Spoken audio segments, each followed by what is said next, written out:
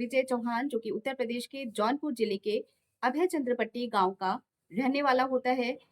करीब 7 साल पहले उसकी शादी चमन नाम की एक लड़की के साथ होती है और ये लड़की जौनपुर के ही जफराबाद की रहने वाली होती है।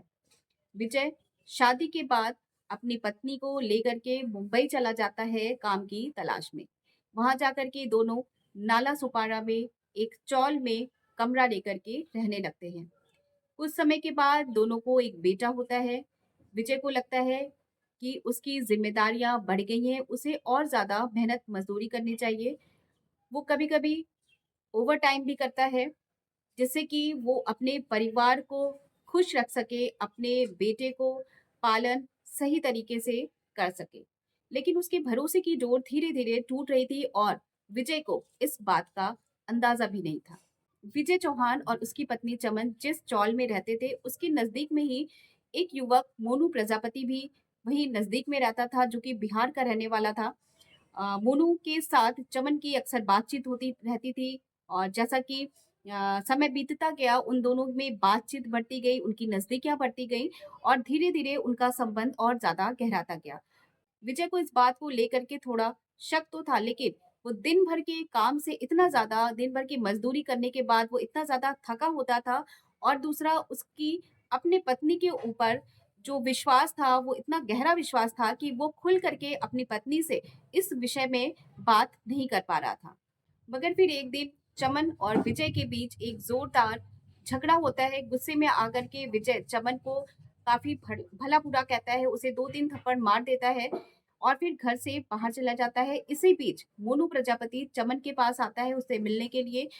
वो सारी घटना, सारी बात मोनू प्रजापति को बताती है और फिर दोनों मिल करके ये साजिश रचते हैं कि विजय को जान से मार दिया जाए।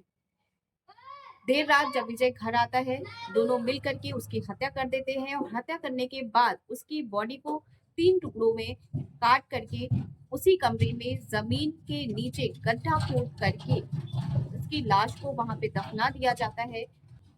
अगले दिन फर्श पर जहाँ पे गड्ढा खोदा गया था, उसकी लाश को दफनाया गया था, वहां पर नई टाइल्स लगवा दी जाती है और चमन उसी के ऊपर बिस्तर डाल करके उसी कमरे में चैन की नींद सोती है।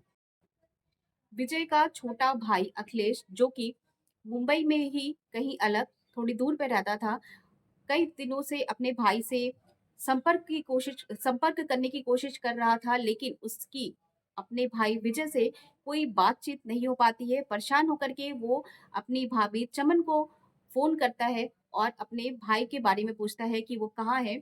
चमन कहती है कि वो कांदीवली गए हैं, उन्हें कोई नया काम मिला है, इस सिलसिले में वो वहां पर गए हुए हैं। अच्छा, फिर थोड़ी दिन बीतता है और थोड़ी दिन के बाद फिर वो अपने भाभी को कॉल करता है अपने भाई के बारे में जानने के लिए, क्योंकि अभी तक उसकी अपने भाई के साथ कोई संपर्क नहीं हो पाया था, कोई भी बातचीत नहीं हो पाई थी। फिर से चमन एक नया बहाना बना देती है कि उसका मोबाइल खराब है, इसलिए उससे बातचीत नहीं हो पा रही है। चिंता करने की जरूरत नहीं है, जैसे ही वो घर आता है तुमको बता दिया जाएगा। ऐसे ही कई बार होता है, बार बार पूछने पर हर बार एक नया बहाना बना देती है। कभी इंटरनेट प्रॉब्लम बताती है, तो कभी बताती है कि वो किसी के साथ बाहर गया हुआ है।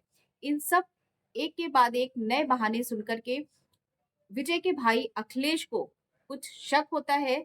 उधर चमन अपने बेटे को लेकर के मोनू प्रजापति के साथ घर से भाग जाती है और जब घर से वो बाहर जाने लगती है, घर से भागने लगती है, तब अपने साथ कुछ जेवर, पैसे, एटीएम वगैरह वो साथ लेकर जाती है। एक दिन अचानक अखिलेश चमन के घर पहुंचता है, देखता है घर पे दरवाजे पर ताला लगा हुआ है। ताले को तोड़ा जाता है, वो घर के अंदर जाता है। वहां पर उसे कुछ हल्की सी बदबू सी, स्मेल सी लगती है। वो नजर घुमा के आसपास देखता है और उसकी नजर उस फर्श पे पड़ती है जहां पर कि उस लाश को, विजय की लाश को दफनाया गया था। अब उसको कुछ असहज सा लगता है, कुछ संदेह सा होता है। इसके बाद अखिलेश पुलिस को इन्फॉर्म करता है। पुलिस चमन के घर पहुंचती है, वहां पे जांच शुरू करती है। टाइल्स को हटाया जाता है, मिट्टी को खोदा जाता है और वहां से विजय चौहान की डेड बॉडी बरामद होती है और विजय चौहान की डेड बॉडी को पोस्टमार्टम के लिए भेज दिया जाता है। आइए आपको सुनाते हैं कि विजय चौहान के पिताजी का अपने बेटे विजय के मर्डर पे क्या कहना है, क्या कुछ उन्होंने बताया। को 3-4 दिन पहले वो खबर लगा, हमारा लड़का लोग हेर रहे थे। अच्छा। हेर रहे थे, उन लोग नहीं पता पाया तो कंप्लेन किया। अच्छा। कंप्लेन किया तो गए तो सब, तो उसकी भाभी रहती थी उसमें, हाँ। रहती थी उसमें गया हम्म। तो पूछा तो भैया कहाँ हैं, तो कहा वो गए कांदी वाली कमाने। अच्छा। और 2-3 बार गया, 2-3 बार गया, वो नहीं बताती थी। तो वो सोचे अभी इन लोग को मालूम हो जाएगा तो अपन भाग लिए, अपन लड़का लेके भाग लिए। बहू आपकी भाग हाँ, गई है? भाग गई। अच्छा, ये तो शादी आपने हौज में ही किया था। हाँ, क्या पहले से उस पर कोई शक था कि इस तरह का नहीं वो हमको तो नहीं सकता, औरत के भले सकता होगा कि हमको भाई हमको नहीं सकता। अच्छा। लेकिन औरत के आपका सोच इकलौता बेटा था? नहीं, हमारा वो 4 भाई हैं, लड़के अच्छा। हैं ना। कोई मुकदमा लिखवाए आप वहाँ मुंबई में? नहीं, यहाँ तो नहीं, वहाँ तो लिखवाया होगा। वहाँ तो लिखवाए हैं। हाँ, वहाँ अच्छा, लिखाया ये होगा। कैसे, मतलब कितने दिन हुआ होगा कि ये जो घटना करके उसी कमरे में वो रहती थी, वो उसी में दफना हाँ, दिया था? वही कमरे में घटना करके वहीं में क्या बेटे के तरह गड्ढा खुदवा के आगे नाके पर से बेगारी पकड़ के ले जाए, क्योंकि गड्ढा खनवाए तब तो वो ले, तब मिस्त्री ले बुलाए, क्योंकि टाइल्स लगवाई थी। अच्छा, टाइल्स लगवा लिए तो सबको शंका होने लगा, इस टाइल्स आदमी क्यों ले गया यहाँ से नाके पर से पकड़ के। अच्छा। हो रहा तो वो अपन धीरा से बानी सानी सा सामान लिया, उसका एटीएम सेटीएम सब बदलवाई थी, सब लेके भाग गई। मतलब काफी पहले हत्या हो गई उसकी। अच्छा, हाँ। ये हत्या की अरे वजह क्या 10-15 रही? दिन हो गया है। हत्या की वजह क्या रही जो है? वजह क्या यही है, वो बाजू वाले रूम से वो लड़के से उसको मोहब्बत करती थी, क्या करती थी। इसकी विजय की पत्नी? हाँ, अच्छा। हाँ, ये करते थे। वो आया, देख लिया, हाँ। बतियाने के लिए वो 2-3 हाथ मार दिया।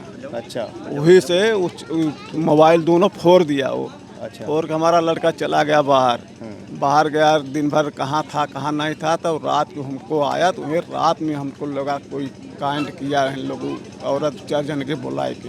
अच्छा, ये कितने दिन पहले इसके साथ इसका मर्डर हुआ होगा आपके बेटे का? मटल तो भैया वो पता था हम लोग को 5-6 दिन लगा। ये हमें लगा था पहले वाली तारीख से घटना हुआ है। अच्छा, इसके पहले घर पे बात करता था डेली? नहीं, यहाँ वो बात जौनपुर? नहीं करता था, और लड़के बात करते थे। लम्बे लम्बे रहते थे ना। अच्छा। 3 लड़का हमारा अलगे रहते, वो पतो लेके अपन अलगे रहता था। अच्छा। लेकिन मिलने तो से नाके में निकलते थे, तो चारों भाई मिल जाते थे। हम वो काम पे जा रहे हैं, वो काम पे जा रहे हैं। लेकिन वो 5-6 दिन नहीं आया, तब इन लोग घबराने लगा। अच्छा। कहाँ गया, वो बीसी भरता था वो विजय, बीसी। तो टाइम हो गया तो कहा तुम्हारा भाई आता नहीं है, तब इन लोग घबराने लगा। तब इन लोग घबराने खोजने लगा, मतलब चारों। इतनी दुस्साहसिक घटना कि वो उसी कमरे में सोती थी। हाँ, आपके हाँ। बेटे के जो शव था उसी में दफना हाँ, दिया था। हाँ। शव निकाला गया? पुलिस ने निकाला? हाँ, पुलिस निकारा, वहीं निकारा। लड़के लोग हमारा है वहीं। वहीं पर हैं? हाँ, वहीं है, कार्रवाई बाडी कर रहे उडी हैं। गया है, कुल कार्रवाई वहीं से ही हुआ है। यहाँ गया थाने पर, तो कोई सुनाई नहीं दिखा था। जो कार्रवाई होगा तो वहीं से होगा। अच्छा, यहाँ मायके में आप लोग संपर्क किए इसके जो महिला है? नहीं, संपर्क नहीं किया, तो कहा हम लोग गुस्से से नहीं गया। उन लोग आया था कल।